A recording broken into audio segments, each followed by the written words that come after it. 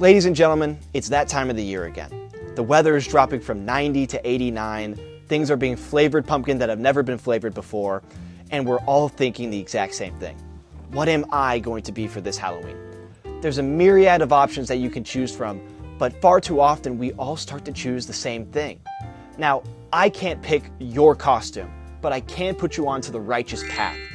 Here at Sneak Peek, we went through all of the options for this year's Halloween costumes, and we found our picks for the top 10 most overused costumes of 2025, hoping that our information can make sure you go down and pick a true original choice. Wicked. Besides being overused, there's another issue with this costume, the power dynamics. Say that you and a friend have decided that you want to be Glinda and Elphaba. Really soon you're going to find out who wears the pants in that relationship. Because one of you is going to be really pretty in pink with a tiara, glitter, and a wand, and the other is going to be green. Really green. Friends don't make friends green. Mary and Stack from Sinners. I'll say this about this costume. It is tailored for Halloween. Horror elements, attractive costumes, it really is a perfect couple's costume. But the big downside is, I don't think any of us are going to be able to trust anybody in this costume to stay PG. It's just way too horny. And that's not always a bad thing, but it is around me. If you really want to stand out, you gotta dress as Remick and, do a little white boy jig. K-pop Demon Hunters. Early polling is showing that this is really going to be a fan favorite, and with the movie finally coming to theaters this Halloween, it seems like that's only going to grow. And honestly, I can't think of any ways that I can dog on this. It's a really fun, elaborate costume. It's great for groups, and it just seems like a lot of fun. But, in full transparency, I'm a dude, so I haven't seen K-pop Demon Hunters, so I don't know what to make fun of it for. Labubu. As horrible as this costume is, what's worse is the personality that comes along with it. Let me paint the stage for you. You're walking across campus to try to have a fun Halloween, and from 5 blocks away you start to hear that horrible, horrible song. And you just know that whoever is impersonating that is coming your way. Even worse, they travel in hordes.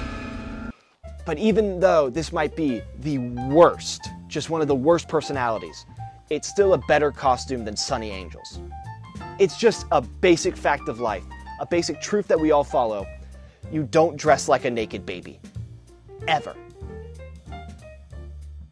Gladys from Weapons. There is no denying that she is a newfound horror icon. But with this costume, you're really running the risk of someone not getting it and think you just look horribly ugly. And anybody who's going to be wearing this is honestly only going to go halfway with it, which is a disgrace. If you really want the full Gladys effect, what you need is 17 of your friends to be dressed like elementary school kids, running around all beside you, just scaring the shit out of anybody. Superman. Now, I do believe this is going to be one of the most overused costumes this year, but it might not be as big of an issue as we think it will be. Imagine a world full of Supermen on Halloween. Doesn't that sound like good vibes? Chivalry, kindness, guys tripping on capes. I don't think it's going to be that bad. I mean, compare it to last year's Halloween costumes with Deadpool and Wolverine and Gambit. We're honestly in a much better place. Bob Ferguson from One Battle After Another. There's 3 basic rules we have to go over with this. 1, you chose this costume because you wanted to be lazy and just throw something on.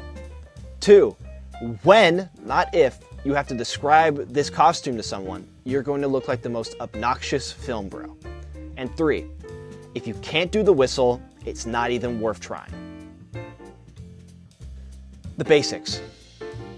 Yeah, it's kind of a cheat to put these all in the same category, but it's a much bigger cheat to actually go out and wear this. You know who you are. I'm talking about any firefighter, cop, bunny, cat. Wait, that leads to a good question. Why are so many of these sexual animal costumes? And if you're gonna be a sexy animal, why not go for something original when you're inside of that? Why have I never seen a sexy vulture or a sexy fish? And when I mean sexy fish, I don't mean a mermaid. I want to see gills, I want to see face, I want the full fish. Political. look in my eyes. I need you to understand this. If you dress as anything political for this Halloween, you are going to kill the vibe. A Border Patrol agent, you've killed the vibe. Charlie Kirk, you've ruined the vibe. Look, as somebody who's gone and dressed as Alec Baldwin's impression of Donald Trump, it's not as fun as it looks, and it's just going to start an argument, and that's not what Halloween is about. Also, for transparency, I tried to think of a Democratic option to sprinkle in here, but I literally couldn't think of anything. Like, who's going dressed up as Mom Donnie this Halloween? And for Sneak Peek's vote for the most overused Halloween costume of 2025, we have this new classic, the Lorax. This has become one of the new staples of the overused costume, toppling past winners like Harley Quinn. Just overall, it really is the worst. Fueled by internet trends, childhood nostalgia, and the funny costume, it's just, you just can't do it. Look, let me bring this into perspective. You're gonna have your legs tucked into your shirt. What does that mean? It'll just be really easy to kick over. And I'm not saying anybody should do that.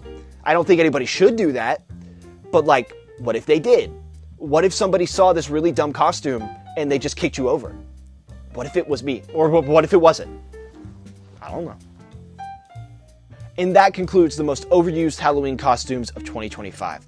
If you saw your costume on this list, I'm sorry, but you have to change. Now. If you don't, who will? Look at it this way.